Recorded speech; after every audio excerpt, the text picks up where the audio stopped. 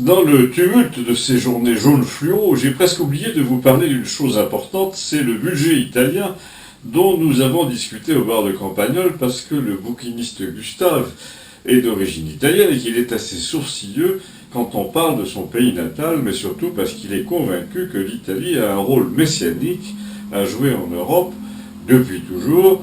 L'Empire romain, la Renaissance qui est venue de chez eux, le génie mécanique, le baroque, l'opéra. L'Italie a toujours donné le ton et elle a toujours été suivie. Alors, je vous résume, pour ceux qui n'ont pas suivi, les Italiens se sont fait gronder là récemment par la Commission européenne parce que leur déficit était trop important et au lieu de dire allez soyez raisonnables, restez au moins dans certaines limites, l'Europe leur a dit refaites-nous ce budget avant mardi ou vous serez punis. Et alors, tout d'un coup, les Italiens se sont fâchés et ils ont répondu non mais ça va pas, vous croyez vraiment qu'on va vous refaire le budget comme ça? Et si vous nous punissez, vous croyez vraiment qu'on va payer? Mais c'est fini cette époque, leur ont-ils dit, il va falloir vous habituer aux nations libres en Europe. Enfin, je résume, mais c'est à peu près le discours qu'a tenu le Premier ministre italien. En fait, depuis, ils ont dit qu'ils allaient corriger le budget, mais c'est pour franchir une échéance difficile dans leur financement, le temps de réfléchir à d'autres solutions, et Gustave prétend qu'ils y réfléchissent activement. Et c'est là donc que Gustave intervient avec sa psychologie des peuples, et notamment sa connaissance du peuple italien, et il nous dit les Italiens ont été considérés comme des espèces de Grecs paresseux et hâbleurs depuis trop longtemps maintenant, et notamment par les pays qui les méprisent le plus, ou plutôt qui se prennent eux-mêmes pour largement supérieurs aux autres, les Français et les Allemands.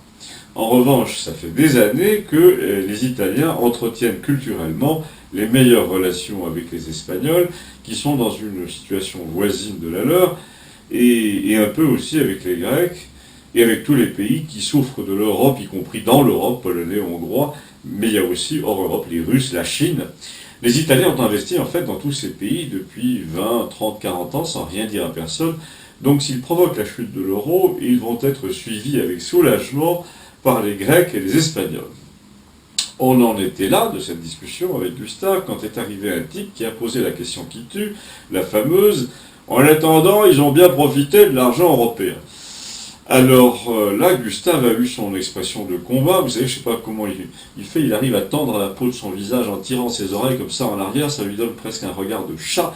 Et il a dit, en Italie, les profiteurs de l'argent européen souillent les campagnes avec des structures en béton vides et tout le monde les déteste. C'est-à-dire qu'en Italie, tout le monde est convaincu d'une chose, je te l'explique, c'est que l'Europe est surtout l'ami des mafieux.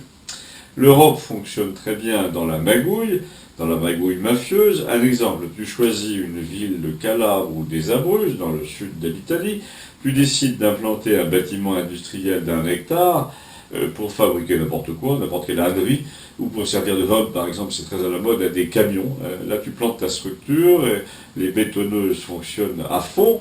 Ensuite, tu mets des Algeco, des préfabriqués dedans avec un beau panneau en couleur du genre Sogétrac, et tu embauches 2 secrétaires qui tapent n'importe quoi sur des ordinateurs plus ou moins vides. Et puis là, tu fais venir l'agence Unicredit ou Pier Paolo Intesa, qui sont des banques, pour faire constater que tu es une entreprise en développement qui est susceptible de recevoir tel fonds européen pour les zones défavorisées, pour les secteurs économiques émergents, pour les entreprises devant employer plus de 30 personnes, etc. Il y a des subventions pour chacun de ces cas.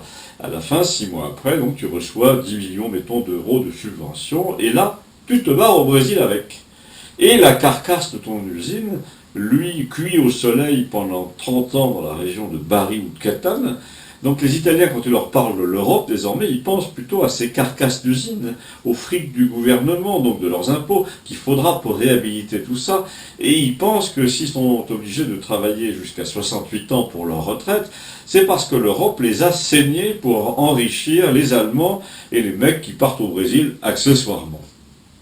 Les jeunes Italiens qui ont vraiment du génie et qui font un peu de tout dans un atelier avec 6 ou 7 employés, mais qui vendent, eux, leurs produits, engins agricoles, moteurs de pompe, traceurs laser, jusqu'au fin fond de la Russie, en ont assez de devoir des comptes à des gens de Bruxelles qu'ils engraissent et qui sont un boulet pour leur activité.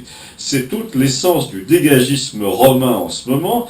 De partout, les gens te disent « Payez vos 10 milliards à l'Europe, sans ça vous ne pourrez pas vous débrouiller tout seul ». Or, quand tu fais l'expérience, c'est exactement le contraire. Tu te débrouilles seul, tu fais tes comptes et tu décides de ne plus récompenser le parasitisme en payant 10 milliards par an. Bon, écoutez, là c'est moi qui parle, Gustave simplifie tout, c'est affreux, mais on finit quand même par croire qu'il a un peu raison tout de même. Abonnez-vous à Campagnol TVL, c'est sur YouTube, merci.